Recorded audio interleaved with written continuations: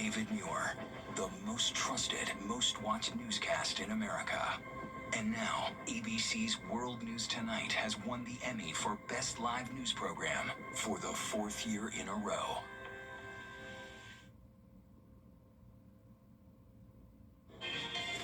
Now on News Channel 6 at 7, former Governor Mark Sanford makes a campaign stop in the CSRA before next month's primary.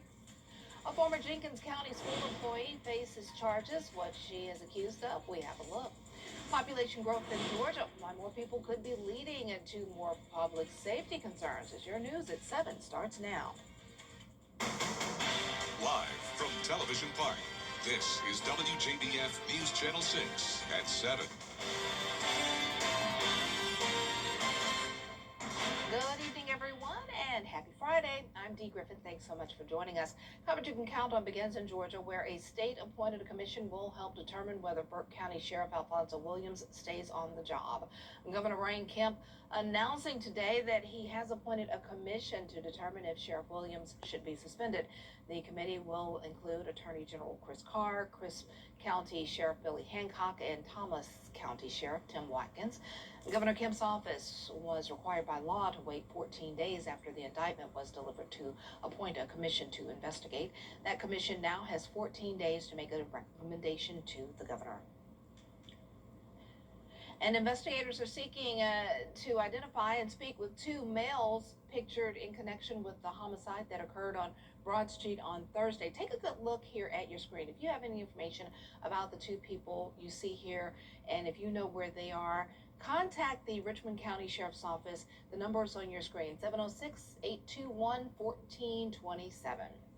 Former South Carolina Governor Mark Sanford is taking his campaign across the state. It is time now for a first look at our weather, and Chief Meteorologist Jenna Petracci joins us now. And Jenna, we were just talking about this evening. It's not too bad out there. Yeah, it really isn't. For late July going into August, we were a little bit below average again today, especially with that low temperature. It started out at 67 degrees. That's 5 degrees below average. And then in Augusta, we did tie our average at 94. Around the CSRA, check out Allendale, only 88 degrees there. Thompson, you're a bit hotter at 95.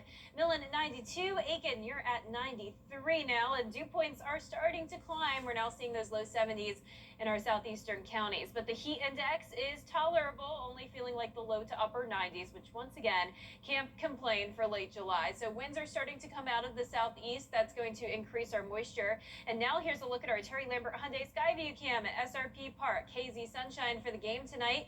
We are going to be going down to the 90-degree mark at 8 p.m., keeping it mostly clear and dry with light winds out of the south. But we will have some rain this weekend. I'll time it out for you on your futurecast coming up. But back to you, Dee. All right, thanks so much. We'll see you in a few minutes. As Georgia grows, law enforcement says so does public safety, so do public safety challenges. The latest GBI data shows a violent crime is reported about every 16 minutes in the state. A recent report ranked Georgia 20th in the nation for crime.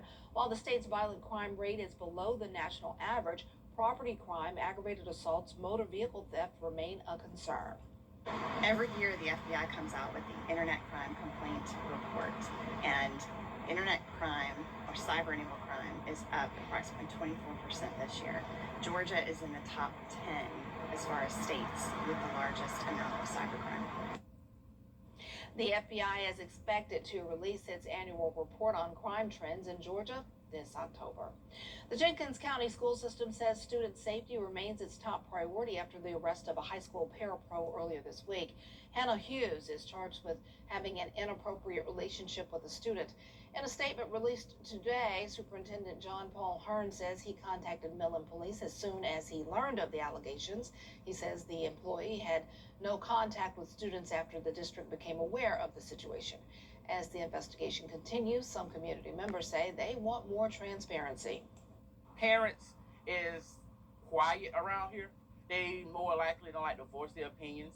If no one's pointing this particular situation out, no one is ever gonna nip it in the bud. It may be swept under the rug if it was never even, investigation opened by the Board of Education.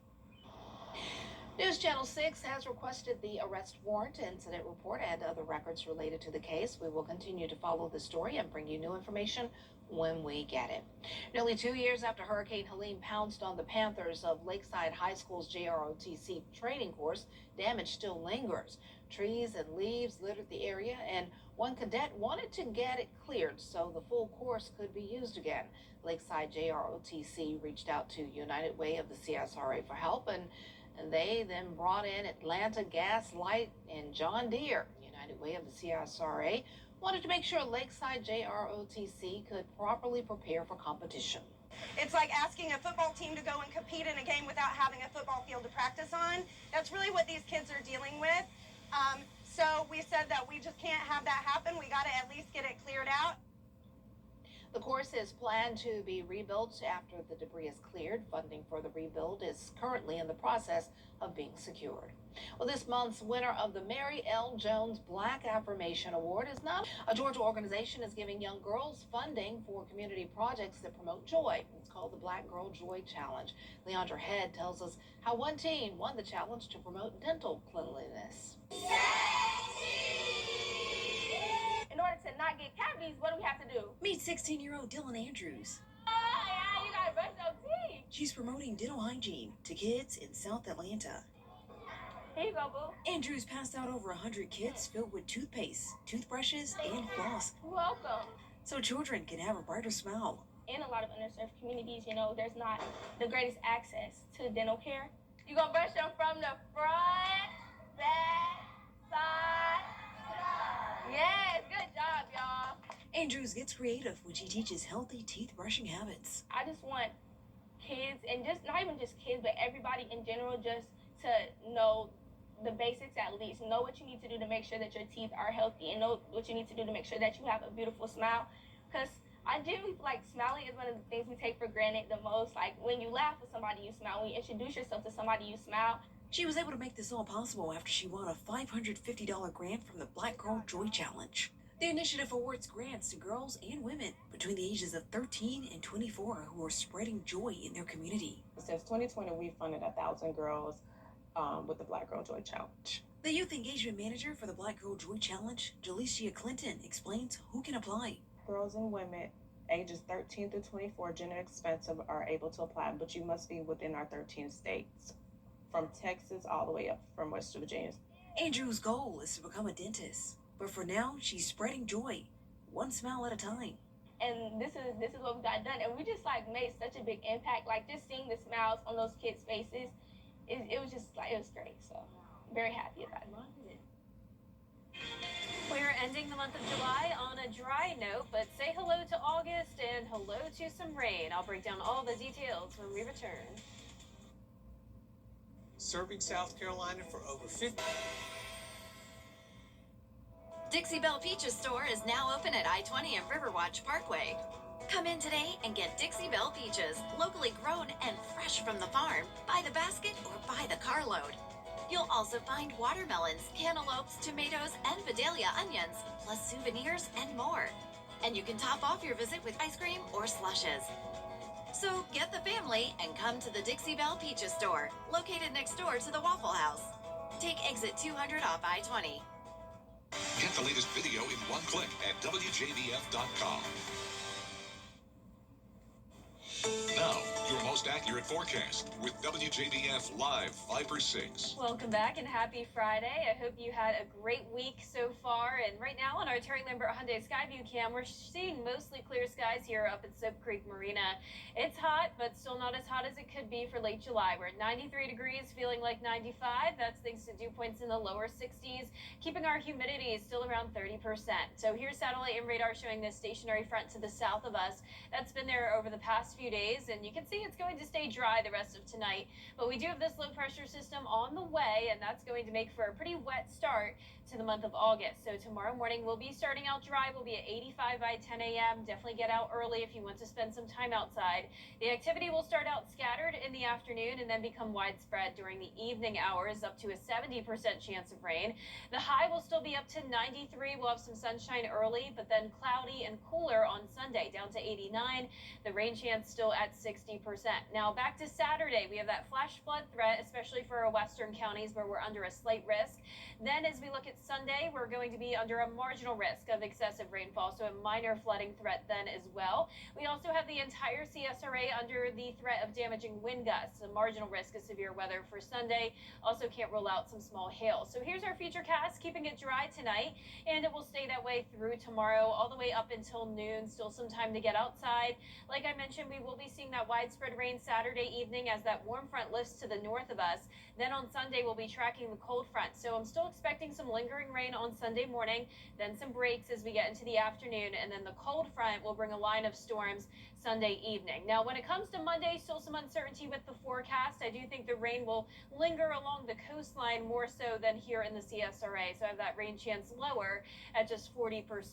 Here's a closer look at home tomorrow at noon. Like I mentioned, still dry up until that point. Very isolated to scattered activity during the early afternoon. But by around 4 o'clock to especially during dinner time tomorrow, that's when we're expecting that widespread rain to push through. Some heavy downpours, rumbles of thunder possible, but not expecting severe weather on Saturday. Now on Sunday morning, we'll be starting out with just some rain. Like I mentioned, we'll get some breaks during the afternoon, but still mostly cloudy. And then the cold front makes its way into the area during the evening. And that's where we'll be watching for that chance of some damaging wind gusts and hail. But overall, the flash flood warning or the flash flood threat is more of a concern than the severe weather threat, but this will be beneficial rain for a lot of us. Many spots will stay under 2 inches, but a few pockets could get up to around 2 to 4 inches, which could lead to those flooding concerns. It's also going to be cooler, highs down to 89 both Sunday and Monday. Then we start to heat up as we go into next week, but keep in mind it will be humid. So low temperatures tonight, warming back up into the lower 70s, staying dry. Highs tomorrow close to average in the low 90s, and that humidity on the rise. So rain chances will be high Saturday and Sunday, then down to 30% Tuesday all the way through the following weekend, with those highs in the low to middle 90s. And now it's time for a sneak peek of the Partly Cloudy podcast. Avery Gray and I discuss Tropical Storm Debbie as we approach the 2-year anniversary. I don't want us to forget about what happened with Tropical Storm Debbie just because we had Helene a couple months later. We were essentially forecasting dry days for places like Wilkes County, Lincoln County, Tolliver, while we were forecasting a historic flooding event for our southeastern counties at the same time. And then, of course, that puts our most populated areas like Augusta, Aiken, Evans right in between.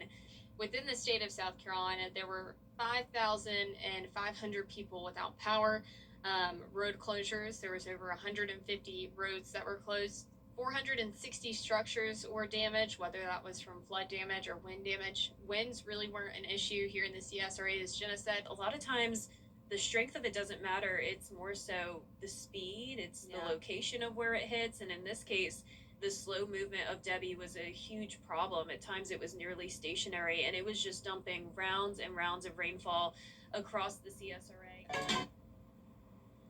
To see photos and videos from Tropical Storm Debbie, watch this week's podcast on WJBF 6 Plus on your streaming device today. Coming up, a new Senate bill aims to make paid family leave more accessible. See why Bathfitter is a... Coming up, a New Jersey police officer went deep undercover this week, and it worked. The room's... An officer disguised himself as a shrub. Police say the officer helped catch 74 distracted drivers in just 6 hours. He staked out a busy downtown corridor, watching for drivers breaking the state's hands-free cell phone law. The stunt quickly went viral, and police had a message for everyone. Keep your eyes on the road, not your screen. Wow, that's funny. But you gotta watch out for the moving shrubs. Yeah. I guess, just in case. Well, our forecast is showing dry conditions tonight. We've had some cooler mornings lately in the upper 60s. That was nice while it lasted, but now we're back to near average temperatures. 71 tonight in Augusta, 73 in Aiken. partly cloudy skies. Then tomorrow, starting out partly cloudy, we'll see some sunshine as temperatures heat up to the lower 90s, similar to how it was today. But then we'll have the rain move in during the afternoon and evening hours. It will become pretty widespread rain. Saturday night, we'll be watching for that threat of flash flooding. We're also going to have the minor threat of some flooding on Sunday as well, as that cold front makes its way through the area, bringing us the threat of damaging wind gusts, some small hail as well. Notice the temperatures, though. We will be down to 89 degrees Sunday and Monday. Of course, with the rain, though, it will be feeling humid, so not a big cool down. And then next week, rain chances down to 30% Tuesday through the following week, with high temperatures back to the low to mid 90s. All right. Thanks so much for joining us. Our next news is tonight at 11. Entertainment Tonight is next. Have a great evening.